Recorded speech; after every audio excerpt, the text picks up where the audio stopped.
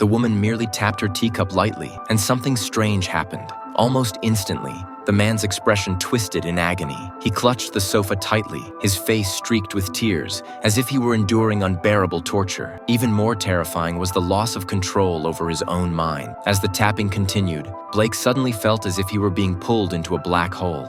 No matter how much he struggled or screamed for help, it was useless. When he finally regained consciousness, it was early the next morning, but to his shock, he found himself lying unharmed in his bedroom. Confusion filled his face. None of it made sense. Moments later, several luxury cars pulled up in the distance, but something felt off. While the guests were clearly elderly, the household staff greeted them with warm hugs and laughter, as if they were lifelong friends. His girlfriend then began introducing the guests, but their reactions unsettled him. They weren't just admiring his dark skin and strong genetics. They were openly fascinated by his physique. One elderly woman even reached out and stroked his arm without hesitation. The eerie atmosphere made it hard for him to breathe. Needing some space, he stepped aside and started recording the gathering with his camera. That's when a familiar face appeared in his viewfinder. But when he approached, his shock deepened. It was his missing friend. Yet something was horribly wrong. His movements, his speech, they were slow and frail, like those of an elderly man. Even worse, his friend didn't recognize him. The unspoken bond they had always shared was gone, as if it had never existed. At that moment, an older, wealthy white woman rushed over, claiming that his friend was her husband. She quickly pulled him aside, proudly showing off his strong body to a group of elderly onlookers. Blake stood there,